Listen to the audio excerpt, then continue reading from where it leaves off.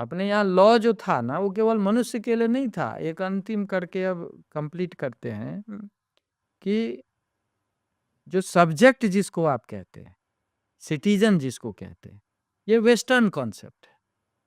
इसका मतलब होता है केवल ह्यूमन बीइंग। भारत में हमेशा प्रजा है। प्रजा का मतलब होता है कि प्रकृति में जो कुछ भी है सब प्रजा है। इसीलिए आज लॉ बनने लगा है कि पेड़ मत काटो, पशुओं की हत्या न करो, ये न करो। ये नारद पुराण याज्ञवल्क्य की स्मृति के जो मैंने बताया ना, जो पाक पारुष्य के बाद एक दंड पारुष्य है, किसी को क्षति नहीं पहुंचाना है, किसी के अंग को भंग नहीं करना है, और उसमें पशु भी है, उसमें पेड़ पौधे भी है। इसीलिए उस समय के लॉ का विधान है कि यदि आप पेड़ की शाखा तोड़ते तो आप पे क्रिमिनल केस फाइल हो सकता है। आप किसी पशु की हत्या करेंगे तो आप पे क्रिमिनल केस चलेगा। ये नारद स्मृति को तो जूरिस्प्रूडेंस का टेक्स्ट माना जाता है। अपने यहाँ आरंभ से लॉ है ऐसा कि आप मनुष्य तो छोड़ें, प्रकृति के किसी चीज को बिना किसी पर्पस के नुकसान न पहुंचाए, वो क्रिमिनल केस की कैटेगरी में है।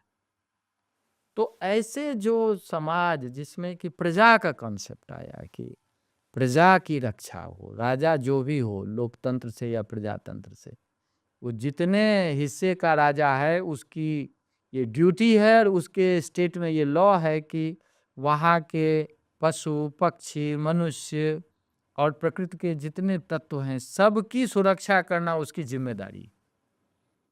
तो आप समझ लीजिए कि क्या व्यापक विचार शुरू से रहा। ये हमारे लॉ का पार्ट था। यूरोप का तो प्रकृति को भोग का विषय मानते हैं, उसके लिए लॉ कहाँ था कभी।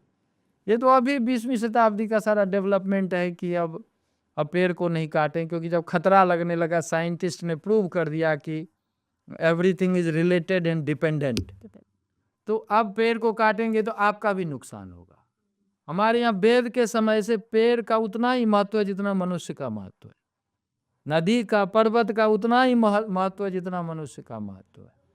तो इसीलिए आप देखेंगे कि प्रकृति के सारे तत्वों की पूजा करते हैं।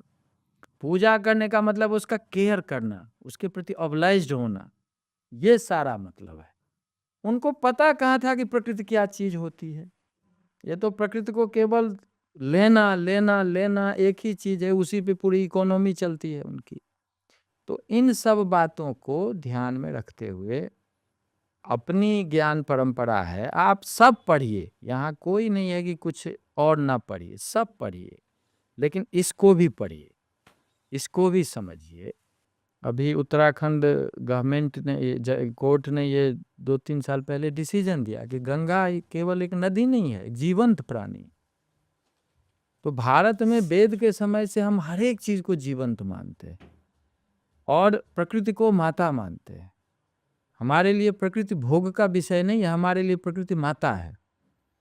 लेकिन बच्चा जैसे माता से हट करके या अपने सर्वाइवल के लिए लेता रहता है, वैसे ही हम अपने अस्तित्व के लिए प्रकृति से ही लेंगे, लेकिन उतना ही लेंगे जितने में माता संकट में ना पड़े।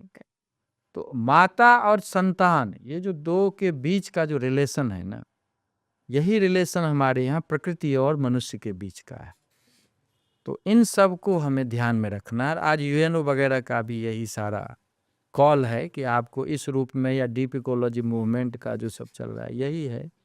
तो कहने का मतलब 20वीं शताब्दी में जिन जिन चीज़ों को अत्यंत आवश्यक माना गया है, वेद वहाँ से शुरू करता है। तो जितनी चीज़ें हैं या जो समस्या है, इन सब को पहले से सोच के उसको एक सार्वभौमिक दृष्टि से उसका विश्लेषण करके उन चीज़ों की बात ऋषियों ने कही है, तो हमें उसको समझना चाहिए ठीक से, और मानवता की रक्षा करते हुए प्रकृति की भी रक्षा करनी चाहिए। यही मैसेज है। बस अब रुकना नहीं है, ऐसी बहुत सारी इंटरेस्टिंग क्लिप्स इस चैनल पे अपलोड हुई हैं। एक्सप्लोर करते रहिए, देखते रहिए और वीडियोस को एंजॉय करते रहिए।